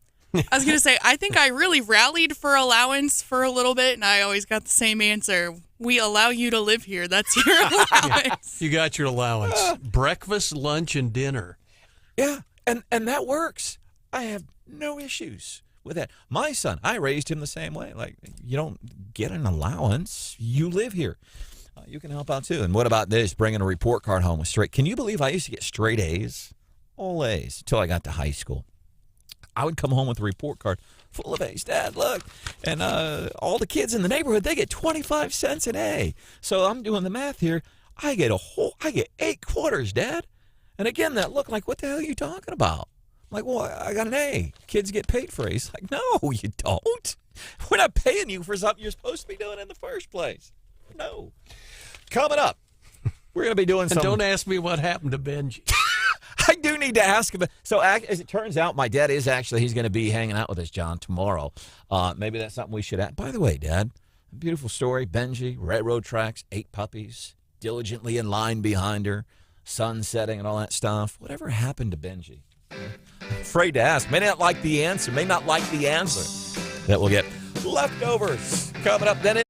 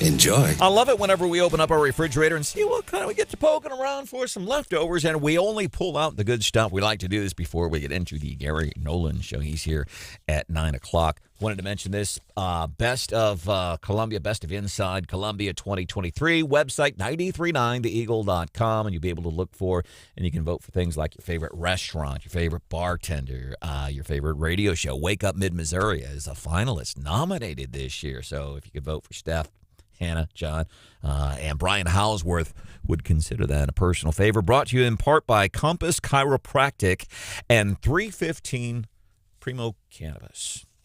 I'm 52 years old. I grew up in an era where weed, the devil's weed, and I still get tripped up when I see in the wellness, it's brought to you by a weed company. And I don't know why I'm finding that so weird. It's not that big of a deal, but it just strikes me that way. Kind of taxing, though. That Hannah-ism there from Mr. Nugget Karina this morning. Also on the text, if we're not typically 95% of the time, we respond, whether it's on air or via text. Our way we prefer to respond to your text personally, and then there's times that we just simply cannot do it. So if you've texted the show, especially if you're a new texter and we haven't texted back, we're not ignoring you. It's not a form or anything that we send out. We see your text. We'll get back to you. It might be after the show is over, but I will sit in here. Give us 2 to 3 business days. Yeah, we will get back to you. What do you got for leftovers, John? Well, we did have a neat update on the Herman police officer who was involved in that shooting that killed the other officer.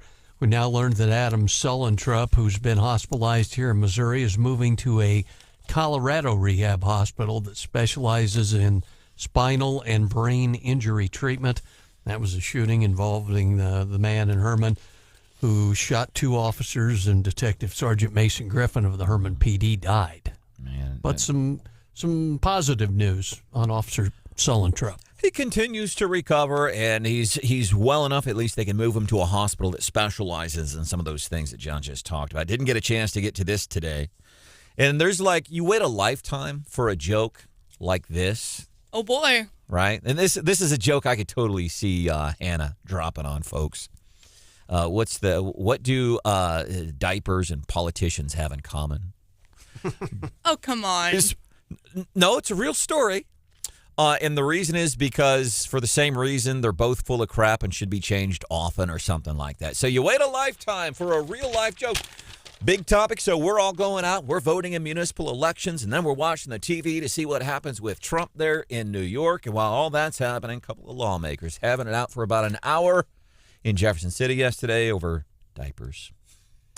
And I get it sounds funny, but apparently, this has to do, listen, there's people like Stephanie Bell and Hannah one day. You'll experience this too, I would imagine. If I'm speaking out of turn, say so. I'm probably saying things I shouldn't say. But well, you'll probably need them in a couple years, too.